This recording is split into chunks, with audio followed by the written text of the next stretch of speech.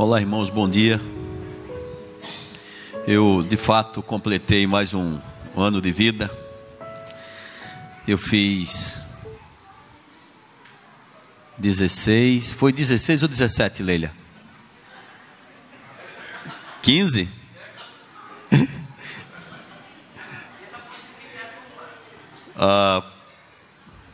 Por um, tá bom. Gente, o tempo está passando e eu fiz mais um ano de vida. Eu já sou um moço com 5,7.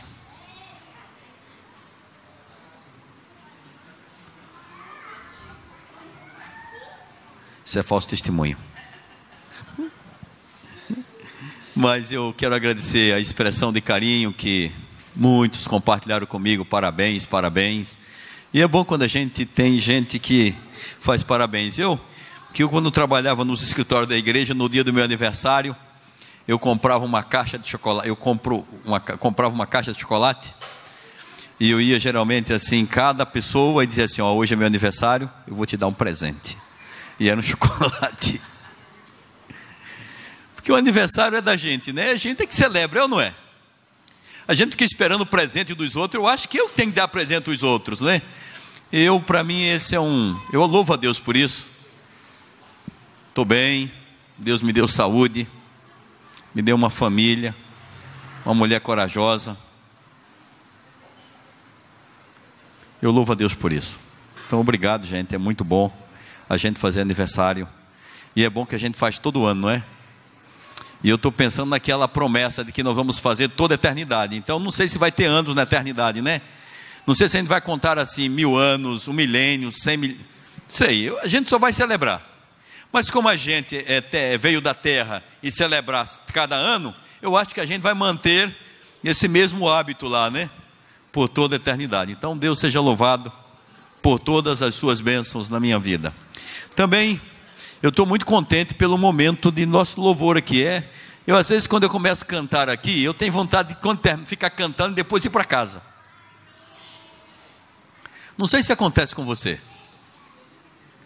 mas eu tenho assim um senso de adoração, de presença, de satisfação nesse momento, que me faz muito bem. Eu às vezes não quero mais nem pregar. Um dia eu fiquei tão empolgado aqui que transformamos um culto, o Frank se lembra, que ele me ajudou aqui no louvor. Nós transformamos o culto só em... Cantávamos um hino, começamos cantando um hino, e aquele hino que a gente estava cantando, nós fomos trabalhando, meditando, refletindo e cantando, porque estava tão gostoso. Eu acho que santo somente é o Senhor.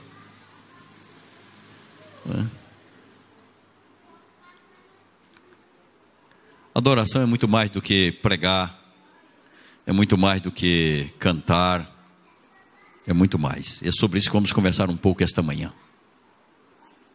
Vamos orar mais uma vez? Deus Pai, obrigado pela Tua palavra, pela manifestação da Tua graça, pela expressão do Teu poder no meio do Teu povo. Muito obrigado porque o Senhor nos impregnou com a Tua adoração e nós Te louvamos por isso. Permita, Pai, que a manifestação do Senhor, por meu intermédio, seja aquilo que edifique a Tua igreja, que fortaleça o Teu povo, que o leve mais próximo do Senhor e mais próximo da sua missão. Por Tua graça e misericórdia, Te oramos em nome de Jesus. Amém. Hoje será o último sábado este ano que nós vamos estar juntos aqui no culto. Porque os pastores, a partir de domingo que vem, a gente vai entrar de férias, não é? Eu pensava na praia ali, olhando na praia, mas esse ano o destino é o Centro-Oeste. Os filhos estão morando em Brasília e vamos para lá. Então, a gente acredita que no dia 16, 17, a gente está saindo de férias. Mas estaremos voltando também no início de janeiro. Aí a gente chega e vai para o Campuri, porque o pessoal, o clube lá do Inocop, Guardiões do Vale, estará no Campuri. Então eu tenho que estar com eles lá nesse período, mas logo estaremos juntos. Então ore por a gente, ore por nossas férias. O andor é de barro, e às vezes eu quero eu quero descansar, viu? Um pouquinho para, assim, pelo menos curtir mais os filhos que estão longe. Então tenham paciência, vamos estar juntos, mas estão aí a equipe de anciãos, a equipe de irmãos que vai estar com a mão no arado. Não é, Mara? E o ano que vem nós temos muito trabalho para Mara, viu? Viu, Edvanei? Muito trabalho para que ela não arranque mais os seus cabelos, né? Então, a Mara esse ano está encerrando as suas atividades como orientadora na escola lá adventista. Vai estar, alguns chamam de aposentados, não é? Eu diria que está jubilado daquele tipo de ministério, porque o ministério continua. Frank também esse ano já ganhou uma parte da aposentadoria, vai botar a mão noutra mais para frente, não é, Beth? Já é vovô, agora tem que cuidar dos netos, né? E são dois, né? São dois, a Helena e o Heitor. Então, é um desafio, mas sejam todos bem-vindos. O Ricardo ali, pedi que vocês olhem por ele. O Ricardo esses dias, o Ricardo trabalhando, estava numa luta no trabalho no sábado, e agora não está mais trabalhando, deixou o trabalho ali, o trabalho de lá deixou ele. Orem por ele, para que ele encontre um outro trabalho e esteja ativo aí, ganhando o seu tostão para manter sua família, né? Regiane agora não vai perder mais nenhum sábado, não é, Rubinha? Hein, Rubinha? Não é assim? Olha lá, está sendo, trouxe a Roberta, que está ali, a Rô, que está com ela, outra Rô, Roberta, que está ali. Que bom, tá certo? Então vamos abrir a Bíblia e meditar em Isaías 43, daí em diante.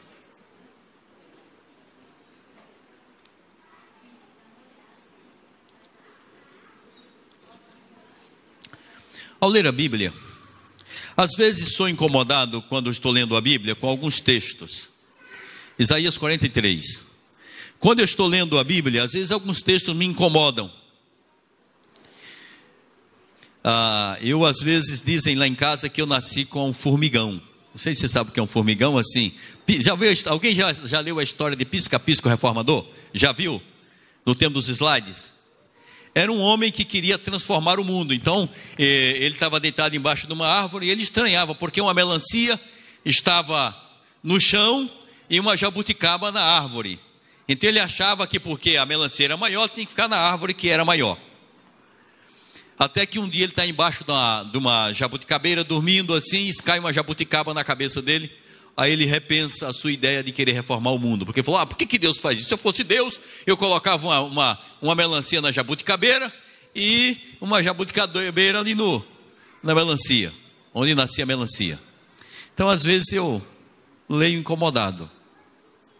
E havia um texto, um texto no livro de Isaías 43, verso 7, que ele me incomodava um pouco mais. Veja o que está escrito: a todos os que são chamados pelo meu nome, e os que criei para a minha glória, e que formei e fiz. A todos que são chamados pelo meu nome, e os que criei para a minha glória, e que formei e fiz.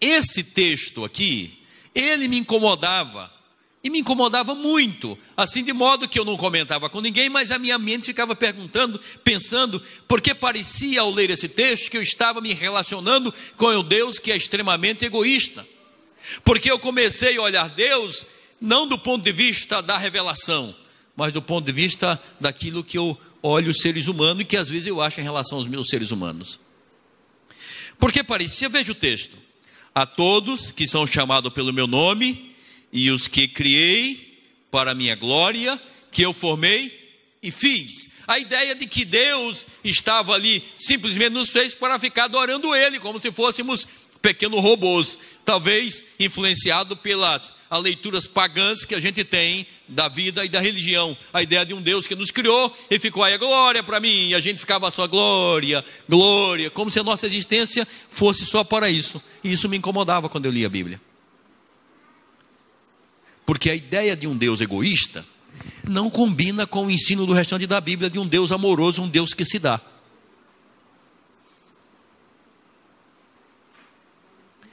Quando estava lendo Mateus capítulo 22,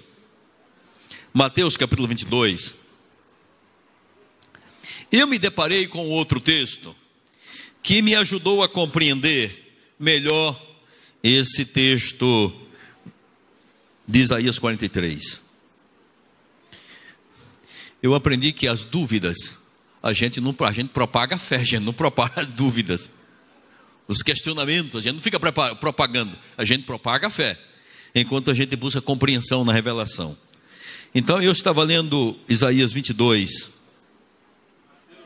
Mateus 22, verso 37, verso 37 e 38, e veja com que me deparei. O que está escrito?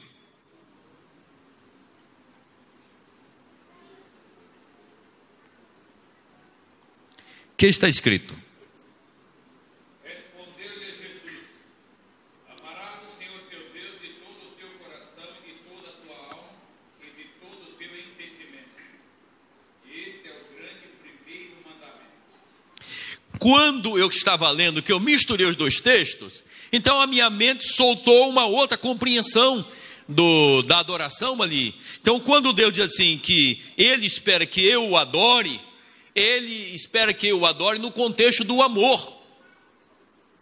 Então eu comecei a ler e examinar a Bíblia, e eu comecei a perceber de que, para Deus, o importante não é se eu estou com pouca gente, não é se eu estou com muita gente, não é se eu estou numa igreja, num pequeno grupo, se eu estou sozinho.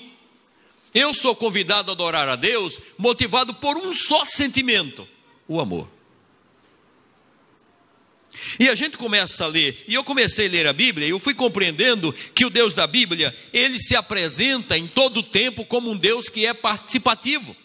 Você não tem nas Escrituras um Deus que é distante, Ele é sempre um Deus participativo, um Deus que espera uma adoração, mas uma adoração que a gente participa, Ele participa e a gente participa nessa adoração. E Ele nos convida para essa adoração, não só de modo coletivo, mas também de modo individual. E aí eu vejo isso pelo menos em dois textos da Bíblia. Pega a sua Bíblia aí e abra em Salmo 119. Salmo 119.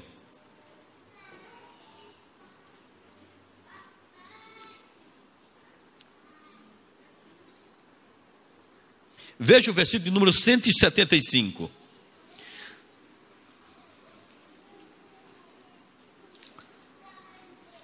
que está escrito?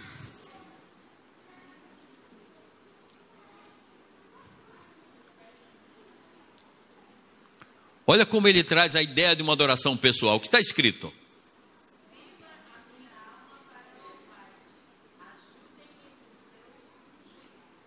Alguns textos dizem assim: permita-me viver para que eu te louve. Ou seja, a adoração aqui, ela parece, essa adoração que nasce do coração, que nasce de um Deus que é participativo, e o que eu penso sempre numa adoração que ela é relacional, ou seja, Deus se manifesta de modo que a gente adora, a pessoa diz assim: Senhor, ajuda que eu possa viver para te louvar. Então essa adoração que nasce num relacionamento amoroso, ela é uma escolha pessoal. Mas quando você avança para o Salmo de número 34, veja o Salmo 34.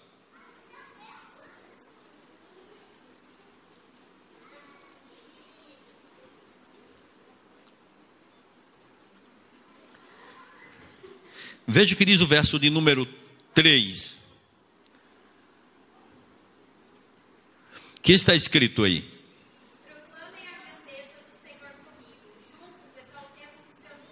Então você percebe que nós temos a ideia da adoração aqui, que ela é individual, mas que ela também é coletiva. A gente participa nessa adoração. Mas cada vez que eu aprofundo lendo a Bíblia, eu vou descobrindo que o Deus da Bíblia, Ele é um Deus que quer uma adoração participativa, Ele quer um relacionamento com o seu povo, e que essa adoração, ela não venha da obrigação assim: sim, Senhor, eu concordo, sabe? Mas é de uma adoração de um Deus que Ele quer que a gente participe na adoração, que ela seja fruto de um relacionamento com Ele.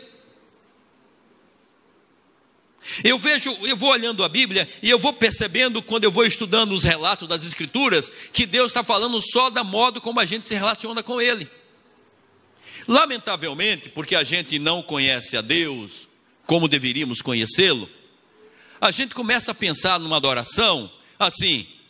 Tem gente que não cresce na adoração, não amadurece na adoração a Deus, porque no fundo não conhece a Deus. Às vezes vem para a igreja para cantar, ele vem buscar um bonito sermão, ele vem buscar uma bonita, eu diria assim, música, mas geralmente não vem para adorar. Isso acontece geralmente porque a gente não conhece a Deus.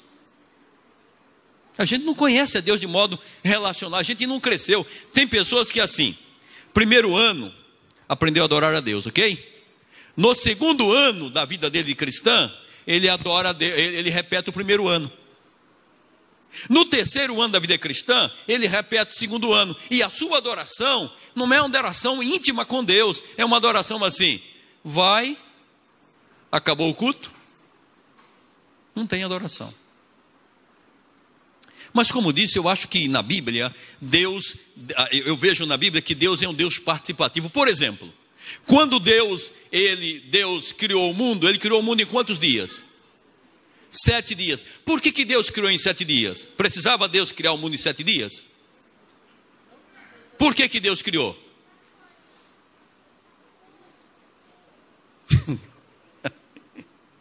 Quando você toma a Escritura, você toma nas mãos, a expressão para a criação divina é criar do nada. Agora, por que Deus criou o mundo assim em 7 dias? Me parece que Deus, porque vejam, se for por causa do homem, o homem não tinha nascido ainda. Eu até tenho uma teoria que é minha, que Deus, quando foi criar o mundo, Deus criou ele assim, Ele criou o mundo, mas Ele criou aos pouquinhos, porque o universo de Deus estava acompanhando os seres criados de outros planetas, acompanhando a criação que Deus estava fazendo do nosso mundo. Ora, no processo que Deus ia fazendo, como sendo atos de revelação, Deus construía isso, Deus fazia aquilo, e os seres criados olhavam do universo e falavam, uau, o que vai ser agora? Os anjos, que não são oniscientes, o que Deus vai fazer agora? E Deus ia criando cada coisa e colocando no processo, enquanto a criação dele, que os seres já criados, segundo a gente percebe pelas Escrituras, eles estavam fazendo a leitura da criação divina do planeta que Deus havia feito. Ora, então a gente tem a ideia aqui, o que me parece, que nós temos um Deus participativo, e cada vez que ele olhava, havia uma exclamação. Se você puder ler um pouco ali o capítulo 2, quando Deus fez o homem e a mulher, eu trabalhando ali, e parece assim que há uma peça de teatro, sabe? Onde você tem ato 1, aí muda o cenário, ato 2, ato 3, e vai mudando o cenário. O casamento de Adão e Eva, que é a formação, Deus vai mudando. Deus vai fazendo de modo natural. A gente tem muitas explicações, mas uma delas que me parece, é que Deus queria que os seres criados começassem a olhar, olha o que ele está fazendo. Por que você acha que Deus criou o 7º dia? Ele estava cansado? Porque a Bíblia diz que ele criou o quê? O descanso, abençoou e fez o que mais? Deus estava cansado? Adão e Eva estavam cansados? Não estavam. O plano divino é que Deus criou o sábado para que eles conhecessem o Deus que eles iriam adorar dali para frente. Então você percebe que há um relacionamento para a condução à adoração, para que a adoração ela seja crescente no relacionamento com Deus. Cada vez que Deus se encontrava com o homem ia crescendo. Veja só uma coisa, olha um pouco a criação. Por que Deus pegou Adão e disse, Adão, sente aí, dê nome a quem? Aos animais, vai passando na frente. Deus não sabia dar os nomes? Mas qual é a ideia divina? Você vê que é um Deus que leva a participação, é um Deus que é participativo. Quando Deus cria Eva, o que Deus faz? Adão dormindo, faz uma cirurgia. Deus precisava daquela costela para fazer a Eva. Mas por que isso? Porque Deus quer que a gente participe da adoração a Ele. Então uma adoração para que a gente participe do processo com Ele, e Ele tira a costela. Deus podia ter dado um nome para Eva, mas Ele não dá. Quem é que dá? Adão. Então a gente vai percebendo ao ler a Bíblia, que o Deus da Bíblia não é um Deus que quer ficar, como a gente foi aprendendo aí, pelo menos trazido pelo ensino da Igreja Católica, um Deus que fica no oratório, um Deus que é um Cristo morto, um Deus que fica distante. O Deus da Bíblia, Ele quer se relacionar com sua criação. E desse relacionamento amoroso, nasce o que nós chamamos a Bíblia de a verdadeira adoração. Porque a verdadeira adoração não é aquela coisa mecânica. A verdadeira adoração é aquilo que sai naturalmente do coração da gente e transborda para a comunhão com Deus. Quando Adão e Eva pecaram, o que eles, a primeira coisa que eles fizeram? Se esconderam. Aí quando eles estavam escondidos, Deus sabia que eles estavam escondidos. Deus sabia que eles pecaram. O que é que Deus faz? Como é que Deus faz? Eu acho que vai atrás brincando de esconde-esconde. O que eu acho que é extraordinário? Você às vezes já brincou com o seu neto, o netinho ainda não, né? Mas você já brincou com o seu filho de se esconder? Ele se esconde, fica aí embaixo. Você sabe onde ele está? Aí você fala: oi, onde é que você está? Ah, está onde? E ele está ali bem pertinho de você.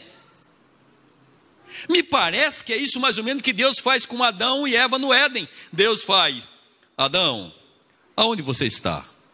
E Adão: oi, aonde você está? E isso denota o quê?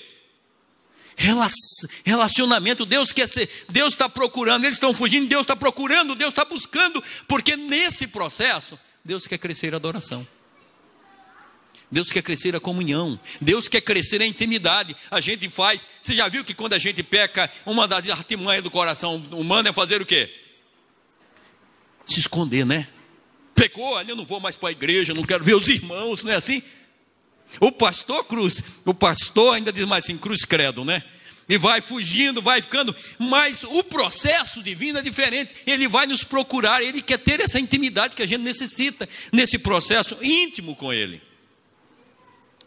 Mesmo quando o homem pecou, mesmo quando o homem se afastou de Deus, Deus estabelece algumas estratégias, que Ele assim demonstra que quer ter relacionamento conosco. Por exemplo, quando você pega a sua Bíblia em Êxodo 25, pega a sua Bíblia em Êxodo 25.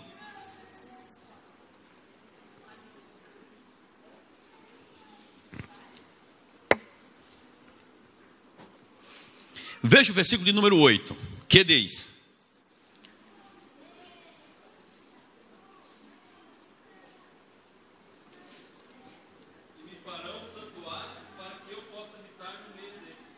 e me farão um santuário para que eu possa habitar no meio.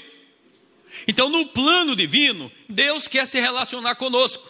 Se você voltar um pouquinho mais atrás, você vai perceber que tem aquele menino Enoque. Lembra da história de Enoque? Como é que a Bíblia apresenta Enoque na sua adoração a Deus?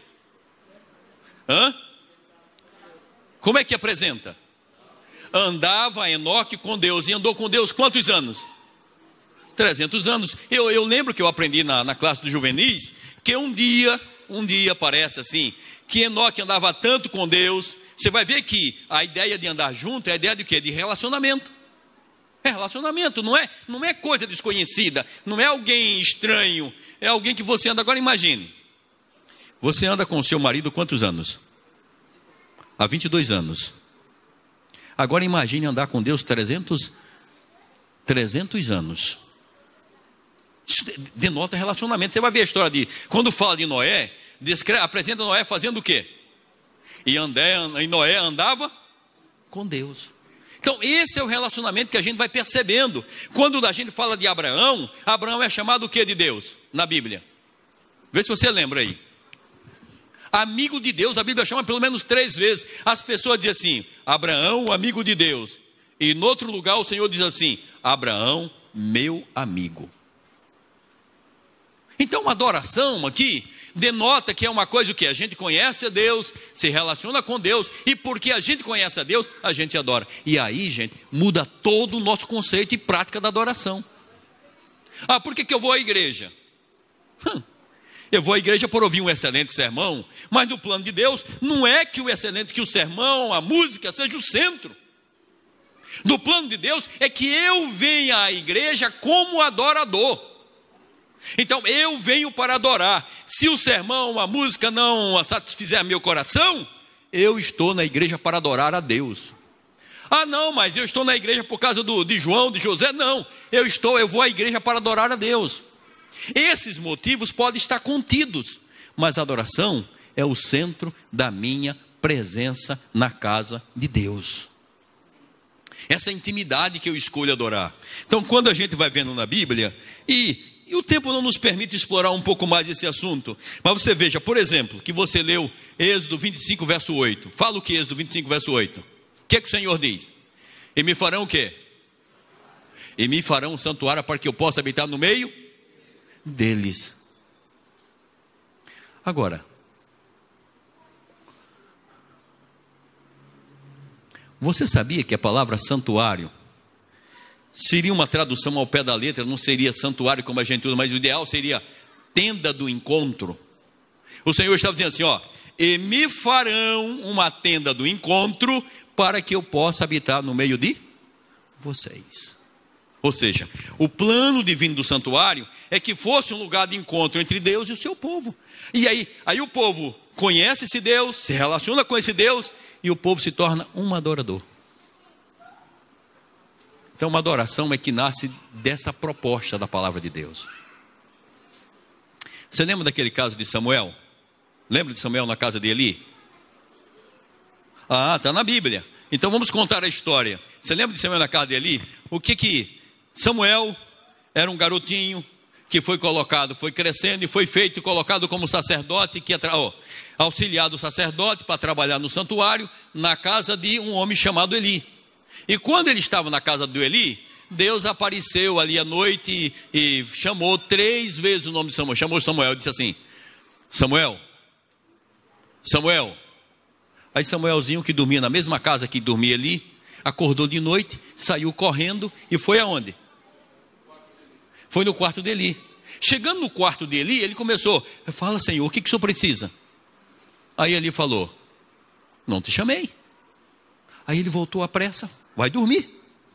O menino dormiu, mas parece que Eli ficou de orelha em pé, porque dali a pouco o menino ouve novamente: Samuel, Samuel. O que Samuel faz? Levanta, vai no quarto de Eli mais uma vez. Quando ele chega no quarto de Eli, o que é que ele faz? Aí ele fala, ali já tocado pelo Espírito Santo, disse: opa. Ele falou: Samuel, não sou eu que estou te chamando. Se lhe chamarem novamente, você responda assim: fala, Senhor, que o teu servo ouve. Aí ele volta ao local do templo. Aí ele volta, quando ele está dormindo na cama, novamente a voz diz o que para ele? Samuel, Samuel.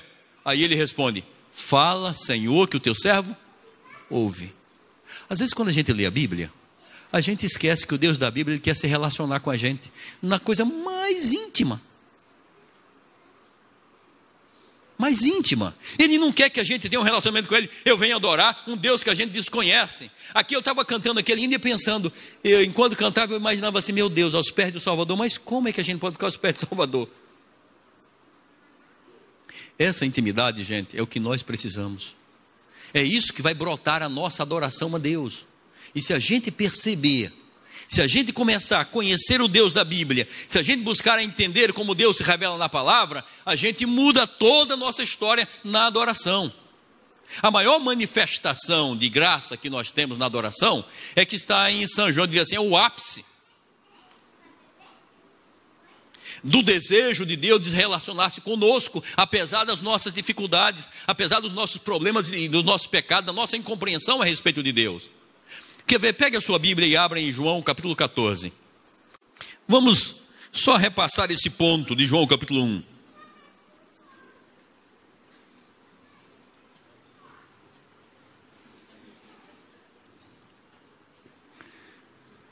João capítulo 1.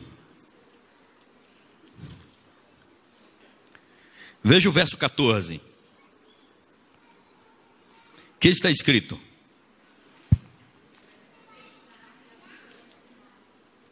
O que diz aí? E o verbo, que diz?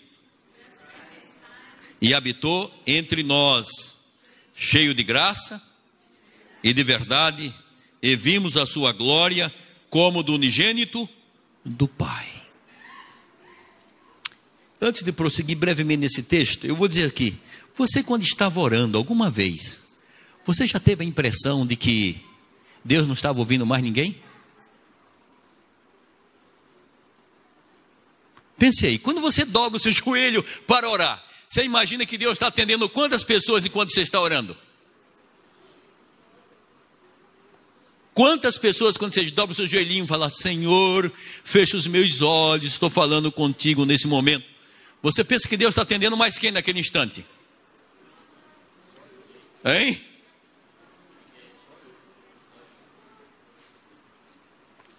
É isso que Deus quer, que a gente entre na adoração com Ele.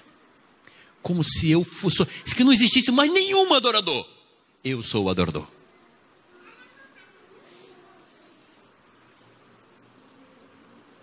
Quando você vê João 1, verso 14, João 1, verso 14,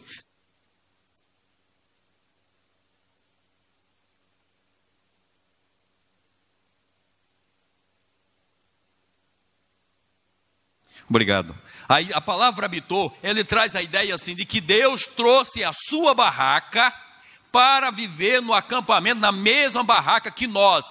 Habitar ali seria a ideia de armar uma barraca, ou seja, Deus trouxe a sua barraca para colocar do lado da minha, para que eu possa conhecê-lo, e nesse processo de conhecê-lo, eu comece a adorá-lo. Daí que Jesus veio como homem.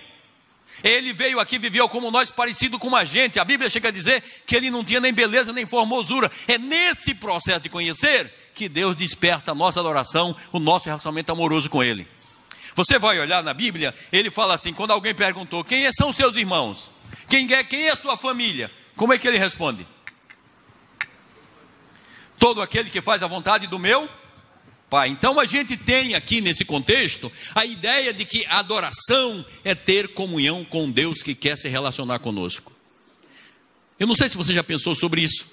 Você vai olhar na Bíblia, nas Escrituras, a gente é comparado como sendo o corpo de Deus, não só que tem comunhão, ser parente, mas Ele vai aprofundar essa intimidade conosco, porque Ele diz o seguinte, olha, quando Ele se apresenta, Ele diz que nós somos o corpo de Cristo. E quem é a cabeça do corpo? Quem é a cabeça do corpo? Então na Bíblia, Deus não quer se relacionar conosco, gente, como se a gente só encontrasse Ele sábado pela manhã, não só quando a gente tivesse problemas, não só quando tudo estivesse bem, ou o que for que você imaginar, mas na Bíblia, o Deus da Bíblia, Ele quer se relacionar conosco de modo de pertencimento. Ele não quer por uma semana, por um mês, Ele tem plano dessa intimidade por toda a eternidade. Então esse processo nosso de adoração, de conhecimento, de se relacionar com Ele, não é uma coisa que a gente vai só nesta vida, a gente não faz só quando vem à igreja. O plano dele é que isso seja um processo por toda a eternidade. Isso é tão extraordinário, que quando você toma São João capítulo 14, pegue a sua Bíblia, São João capítulo 14, quando você toma nas suas mãos São João capítulo 14, olhe os versículos de 1 a 3.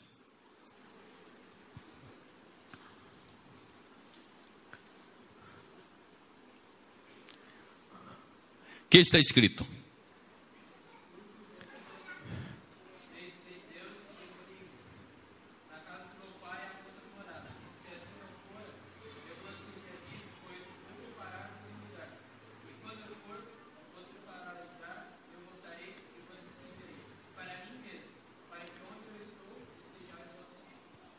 Deus não quer só que a gente o conheça.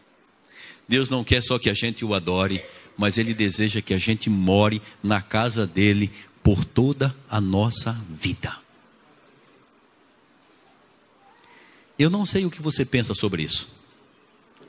Você acha que a morte pode arrancar isso de suas mãos? A idade pode arrancar isso das suas mãos? O que pode arrancar esse privilégio de viver na presença de Deus como um verdadeiro adorador? O que pode arrancar da gente essa alegria de um Deus que, sabendo quem eu sou, minhas limitações, onde eu nasci, minhas dificuldades, meus problemas, minhas lutas, e apesar disso ainda quer se relacionar comigo, Ele me conhece pelo nome. Ele é tão extraordinário que Ele diz assim: olha, se você pecou, se você cometeu coisa errada, venha comigo, vamos conversar, vamos fazer um acordo. Eu já lhe garanto um detalhe: venha, porque eu vou perdoar você. Está lá em Isaías 1, verso 18. Então não existe alguém que seja tão extraordinário que a gente possa se relacionar. Não existe nada, nem marido, nem mulher, nem filho, nem pai, nem mãe, que assuma o espaço extraordinário e maravilhoso de um Deus que se importa. A Bíblia diz que antes de você e eu nascermos, Ele já tinha planejado morrer para salvar a gente. E você, imagine, nasci em Tatuí, né? A gente até brinca, Tatuí, né? Um amigo me dizia que Tatuí significa um tatu com injeção eletrônica, não é? Por causa do I. Nós nascemos aqui. Eu nasci lá no Nordeste do Brasil. Talvez você nasceu lá nos Estados Unidos, não sei aonde. Não importa.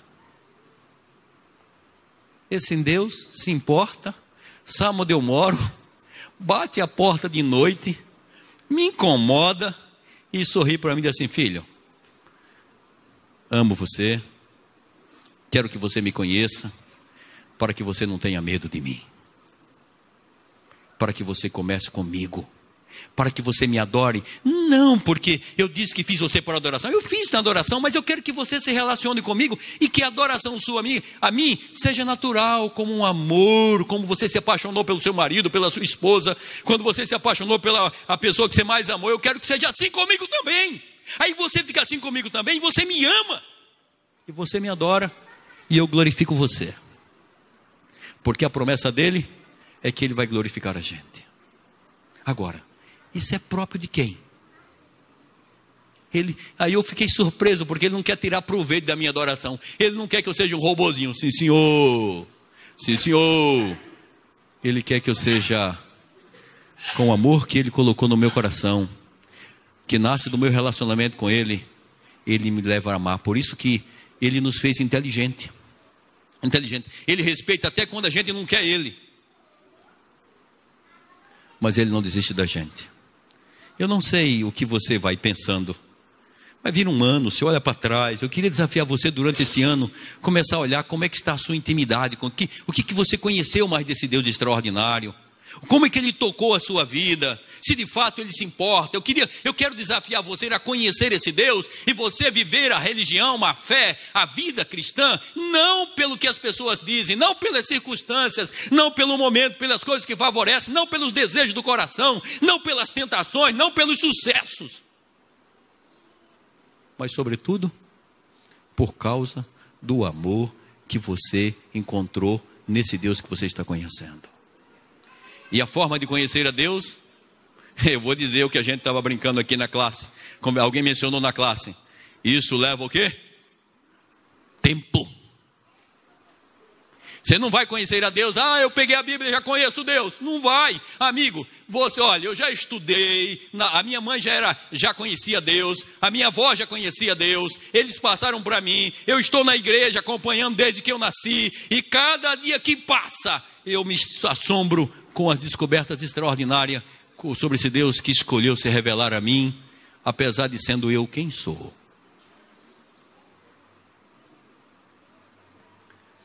Meu apelo a você: se esforce em conhecer a Deus. A vida só vale a pena se a gente tiver comunhão com Deus, apesar das circunstâncias. Então se derrame nos braços dele. Se derrame, converse, conheça, ouça, deguste o sabor da comunhão com Ele. Às vezes você tem a sensação, não sei se você já teve a sensação, assim, de que você está sentado num lugar e parece que você não está sozinho. Você se arrepia por dentro, assim. É a manifestação da presença. Você quer ver uma outra coisa que é a manifestação da presença dele? Quando você realiza um ato de bondade, que a gente fala assim, uau, arrebentei. Mas é ele trabalhando por a gente.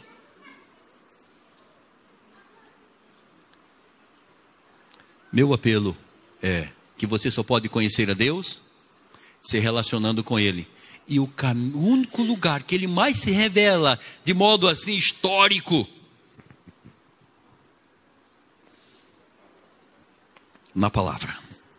Então você precisa cada dia dedicar tempo para ler a sua Bíblia, conversar com Deus, não só conversar com Deus, mas ouvir Deus falar contigo. Alguém aqui já teve assim a impressão que estava caminhando, de repente é Deus falando com você?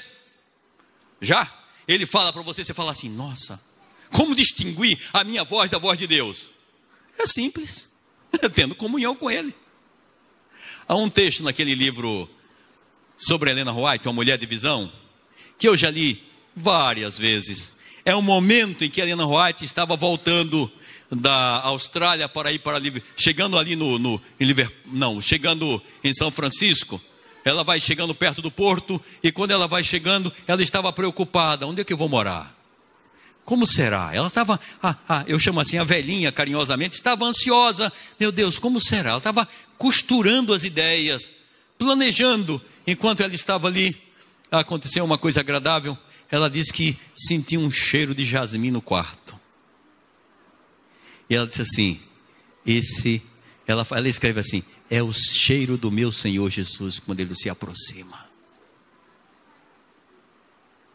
Eu fiquei pensando, nossa, o cheiro de Jesus para Ellen White tinha jasmim. Talvez para mim tenha o cheiro de uma árvore da caatinga, não sei. Mas nós precisamos ter intimidade para a gente começar a se acostumar com o sussurro de Deus, sabe?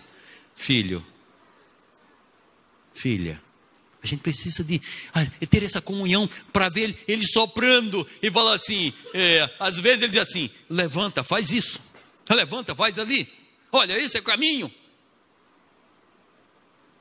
Aí você fala, aí as pessoas falam assim, puxa, você acertou, né?